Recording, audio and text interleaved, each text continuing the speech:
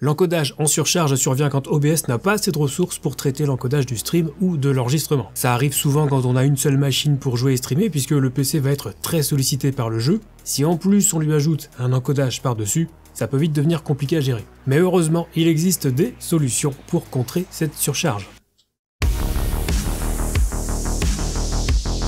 Alors vous me connaissez, moi j'aime bien expliquer les choses, donc je vais poser un petit peu le contexte d'abord. Si vous voulez aller directement aux solutions pour réduire la charge de l'encodage, vous pouvez utiliser les chapitres de la vidéo, c'est vous qui voyez. Alors d'abord, qu'est-ce que l'encodage? Pour simplifier, l'encodage c'est un processus qui va convertir de l'information, par exemple de la vidéo ou de l'audio, en un flux compressé, que ce soit de la compression avec ou sans perte. Par exemple, pour du streaming, le flux d'origine, en gros, c'est ce que vous avez dans OBS, va être fortement compressé et le résultat sera envoyé sur la plateforme de streaming. Et c'est d'ailleurs pour cette raison qu'il est compliqué d'obtenir une très bonne qualité de stream, notamment sur Twitch, où le débit qu'on peut allouer à la compression est limité. Pour donner une idée rapide, alors je sais pas si ça va vous parler ou pas, mais imaginez que vous vouliez streamer sur Twitch en 1080p à 60 fps. Il faudra que l'encodeur traite 1920 par 1080 pixels, multiplié par 60 puisque la sortie est à 60 images par seconde. Et 1920 multiplié par 1080 multiplié par 60, ça fait un paquet de pixels à encoder chaque seconde. Et il suffit que l'encodeur soit perturbé par une charge externe pour qu'ait lieu la surcharge. Donc nous, ce qu'on veut, c'est éviter ça. Alors la base, avant même de tripoter l'encodeur, c'est de lancer OBS en mode administrateur, ça vous commencez à le savoir. Sur les autres systèmes d'exploitation ça n'existe pas, mais avec Windows, comme c'est très bien fichu, il est toujours conseillé de le faire, ça permet de mieux répartir les ressources lors de l'utilisation d'OBS. Et rien qu'avec ça, on réduit la moitié des soucis de saccade, de perte d'image ou d'encodage en surcharge. Donc pour ça, on va faire un clic droit sur le raccourci d'OBS et choisir exécuter ce programme en tant qu'administrateur. Et si vous voulez pas refaire la manip à chaque fois, clic droit sur le raccourci d'OBS, propriété, onglet compatibilité, on coche la case exécuter ce programme en tant qu'administrateur et on applique le changement. Alors le seul inconvénient de ça, c'est que le glisser-déposer ne fonctionnera plus dans OBS, mais à part ça, vous avez tout intérêt à lancer OBS en mode administrateur. Et avant de passer aux réglages qui vont vraiment impacter l'encodeur, j'ose espérer que vous avez bien choisi votre encodeur dans les paramètres d'OBS. J'ai fait une vidéo dans laquelle je compare plusieurs encodeurs si ça vous intéresse, mais on va juste revenir sur un petit point rapidement. Alors retenez juste que l'encodage peut se faire de façon logicielle, donc avec le processeur, ou de façon matérielle, donc avec un élément physique qui va gérer l'encodage, comme la puce NVENC sur les cartes graphiques Nvidia, ou l'IGPU des processeurs Intel, qui va utiliser l'encodeur QuickSync. Donc ce sont des éléments bien précis auxquels on va confier l'encodage. Et qui dit encodage matériel dit économie de ressources puisque le processeur sera de fait beaucoup moins sollicité. Mais parfois, ça suffit pas, et l'encodage peut être surchargé, d'où les solutions qu'on va enfin aborder. Comme je le suggérais, en général, sur une config avec un seul PC pour jouer et streamer, on privilégie l'encodage matériel. Et j'ai bien dit en général parce que ça reste du cas par cas. Mais si on a un message d'encodage en surcharge alors qu'on utilise un encodeur matériel, il va falloir soulager un petit peu le matériel en question. Donc je vais prendre l'exemple d'une carte graphique Nvidia avec l'encodeur NVENC. Si j'ai un encodage en surcharge, c'est probablement parce que le GPU est déjà fortement sollicité par le jeu.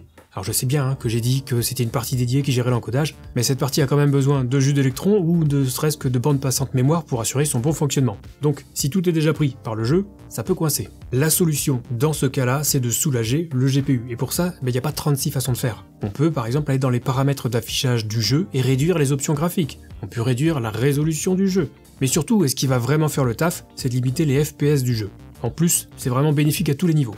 Si vous avez un écran 144 Hz, par exemple, c'est pas nécessairement utile d'avoir le jeu à 240 FPS. Alors je sais bien que certains voudront limiter l'input lag au maximum en ayant le maximum de FPS possible, mais il va falloir faire un petit effort quelque part. Donc dans mon exemple, si je limite les FPS de mon jeu à la fréquence de rafraîchissement maxi de mon écran, donc 144 FPS, mon GPU sera moins sollicité. Conséquence, ça consommera moins, donc ça chauffera moins, et donc ça fera aussi moins de bruit puisque les ventilateurs tourneront moins vite, et j'aurai en plus de la marge non seulement pour le jeu en cas de scène un petit peu chargée, mais aussi de la marge pour l'encodeur qui sera beaucoup moins perturbé puisque le GPU ne sera pas en permanence à 100%. Maintenant, si vous utilisez un encodeur logiciel, donc typiquement le X264 avec OBS, et que vous avez un message indiquant une surcharge, c'est que le processeur est donc trop sollicité. C'est pas forcément intuitif pour tout le monde, mais sachez que les jeux vidéo sollicitent aussi le processeur, et pas seulement la carte graphique. Je pense par exemple aux options de brouillard volumétrique dans Assassin's Creed Origins ou Watch Dogs, qui pompent pas mal sur le processeur. Pareil pour les jeux de gestion et de combat en temps réel, comme les Total War, qui vont beaucoup solliciter le processeur, a fortiori si vous voulez afficher beaucoup d'unités durant les batailles. Bref, tout ça pour dire que l'objectif étant de soulager le processeur, on va pouvoir désactiver les options énergivores dans les options de nos jeux. Tout comme on va pouvoir fermer toutes les applications dont on n'a pas besoin pour le stream, ou les 150 onglets que vous avez ouverts dans Chrome. Bref, on vire le superflu, ça soulagera le processeur, et parfois, ça suffit à éviter les surcharges d'encodage. Et si ces premiers conseils ne suffisent pas, on peut ensuite directement influer sur la charge de l'encodeur pour éviter cette fameuse surcharge. Alors il n'y a pas d'ordre universel dans lequel tester ces solutions, ça dépend si vous voulez conserver votre résolution ou vos FPS. Personnellement, si je devais soulager l'encodeur, je commencerais par modifier ses réglages, mais je vais quand même aborder les deux éléments qui ont le plus d'impact sur la charge de l'encodeur. D'abord, on a la résolution de sortie. Réduire la résolution de sortie du stream, c'est une solution qui fonctionne très bien et vous allez comprendre pourquoi. Dans l'intro, je vous parlais du nombre de pixels à traiter à chaque seconde, avec l'exemple du 1080p à 60 fps. Maintenant, si je choisis du 720p à la place du 1080p, en quoi est-ce que ça va éviter la surcharge? Eh bien, faisons le calcul. 1280 multiplié par 720 multiplié par 60, ça fait grosso modo un petit peu plus de 55 millions de pixels. C'est 2,25 fois moins que pour du 1080p 60. C'est comme si je voulais peindre un tableau plus petit. Forcément, je vais aller plus vite. Et si je dois faire ça dans un temps limité, j'aurai moins de charge de travail. C'est exactement pareil avec l'encodage. Donc diminuer la résolution de sortie, c'est une solution pour éviter la surcharge de l'encodage dans OBS. Et si vous cherchez une résolution adaptée à votre débit vidéo, je vous renvoie vers ma vidéo comment choisir son bitrate pour streamer sur Twitch, qui est toujours valable puisque la limite de bitrate sur Twitch, c'est toujours la même qu'il y a 7 ans, à savoir 8000 kbps par seconde. Alors pour réduire la résolution de sortie dans OBS, c'est simple, on va aller dans les paramètres d'OBS, menu vidéo, et là on va choisir une résolution de sortie inférieure. On clique sur appliquer, puis sur OK. Alors notez qu'on peut aussi définir une valeur à la main, par exemple 1664 par 936, qui est une résolution de sortie en 16/9 assez répandue sur Twitch, parce que c'est un bon compromis entre taille et quantité de pixels à traiter. Ensuite, on a la fréquence d'image. Réduire la fréquence d'image par seconde, c'est une autre façon de faire pour soulager l'encodeur. Et là encore, c'est purement mathématique. Je reprends mon exemple du stream en 1080p 60. Si au lieu de 60 images par seconde, je choisis une sortie à 30 images par seconde, ça fait 2 fois moins d'images par seconde. Et donc, j'aurai 2 fois moins de pixels à traiter par seconde. Là aussi, c'est logique. Et si l'encodeur doit faire une tâche 2 fois plus facile dans un même laps de temps, forcément, il sera moins sujet à la surcharge.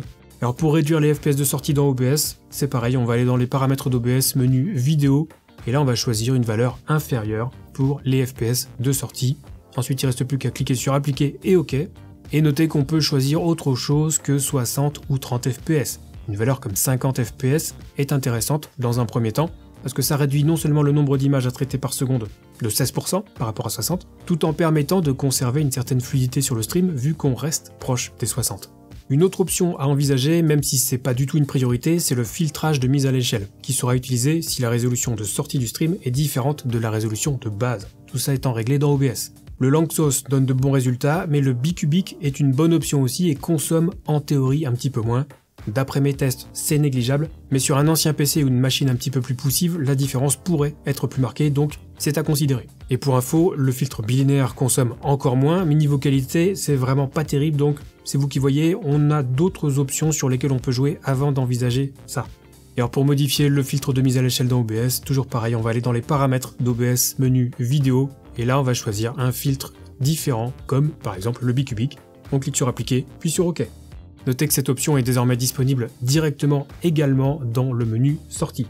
Et au passage, si vous cherchez des overlays ou des alertes stylées pour votre stream, un petit tour sur la boutique own2.tv, vous aurez un choix colossal de designs différents, vous pouvez même opter pour un pack de stream complet, et avec le code TomTom, vous aurez 50% de réduction sur toute la boutique. Voilà, c'était le petit instant promo de la vidéo, qui était quand même assez court. Ensuite, pour contrer la surcharge, on a toutes les options liées directement à l'encodeur, qui varieront donc selon l'encodeur, qu'il soit logiciel ou matériel. Moi je vais me baser sur ce qu'on peut régler dans OBS pour essayer de montrer ce qui va permettre de réduire la charge de l'encodeur. Alors déjà on va oublier les options qui ne changeront rien ou qu'on ne peut pas changer. Le contrôle du débit par exemple, on doit le laisser sur CBR, c'est recommandé par les plateformes de streaming, donc ça on n'y touche pas. Le débit, c'est pareil, on peut le faire varier bien sûr, mais il a très peu d'impact sur la charge de l'encodeur, a fortiori quand on reste dans des plages relativement faibles, comme sur Twitch. Ensuite, on a le pré-réglage, et ça c'est l'élément principal à modifier en cas de surcharge de l'encodage. Pour le X264, les pré-réglages vont de ultra fast à placebo, ultra fast étant le plus rapide et donc le moins énergivore, et placebo étant le plus lent, donc le plus qualitatif mais aussi le plus coûteux en ressources. En règle générale, on se limite au médium voire au slow sur certaines machines, mais si l'encodage est en surcharge, on va diminuer ce pré-réglage progressivement. Ça surcharge en médium, on passe au fast. Ça surcharge toujours, on passe au faster. Et ainsi de suite jusqu'à ce que la surcharge disparaisse. Le principe sera le même avec les encodeurs matériels, par exemple pour NVENC. Ça va de P1 à P7. P7 étant le plus qualitatif mais aussi le plus gourmand. Si vous constatez une surcharge, diminuez d'un cran, en passant par exemple de P7 à P6, et ainsi de suite jusqu'à disparition de la surcharge. Pareil si vous utilisez QuickSync. Si ça surcharge avec le preset qualité, descendez sur le preset équilibré, puis sur rapide en dernier recours. Et idem avec l'encodeur AMD ou n'importe quel autre encodeur matériel. On peut éventuellement changer aussi le profil de l'encodeur pour le soulager un petit peu. Le profil High est dédié à la haute définition, donc à partir du 720p, et c'est généralement celui qu'on utilise pour du streaming. La différence avec les autres profils, c'est juste qu'il permet d'activer plus d'options sur l'encodeur. Le profil baseline n'est quasiment plus utilisé, ça vous pouvez l'oublier. Et à partir du profil main, d'ailleurs, on peut utiliser les B-frames, ça commence à devenir intéressant. Alors pour info, le profil main est supporté sur mobile depuis Android 6.0, donc depuis environ 2015, et c'est son principal avantage face au profil high, qui peut parfois être un petit peu plus compliqué à décoder sur d'anciennes tablettes ou d'anciens téléphones. Et compliqué, c'est un grand mot. Sur les appareils récents, il n'y a plus aucun souci avec le profil high, donc autant s'en servir. Niveau charge de l'encodeur, la différence entre le main et le high existe, mais est assez faible. Je peux même vous dire qu'à qualité équivalente, le main consomme davantage puisqu'il faut compenser les options qu'on n'a pas avec le profil high, mais bon, si on garde les mêmes réglages et qu'on change uniquement le profil, l'avantage ira au main. Mais honnêtement, la différence de charge est quand même assez faible, donc on peut éventuellement passer au profil main pour soulager un petit peu l'encodeur, mais ça concernera surtout les vieilles machines ou les PC pas très puissants, et personnellement, c'est pas l'option que je modifierai en priorité.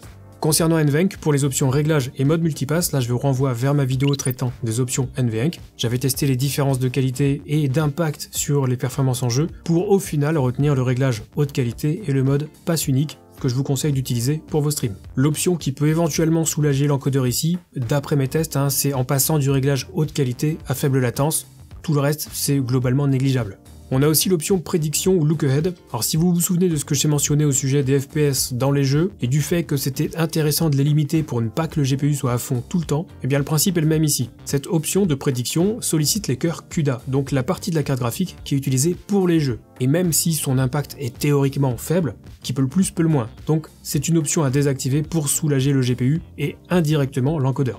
Même topo pour les améliorations psychovisuelles. L'option améliore la qualité dès qu'il y a beaucoup de mouvements, mais ça sollicite aussi les cœurs CUDA. Donc on peut la désactiver pour soulager indirectement là aussi une surcharge de l'encodage. Et pour le nombre maximal de B-frames, alors en théorie, les B-frames sont intéressantes pour améliorer la qualité. Mais en contrepartie, ça consomme peut-être davantage de bitrate, ce qui peut au final parfois diminuer la qualité perçue. Bref, on va laisser ici sur 2.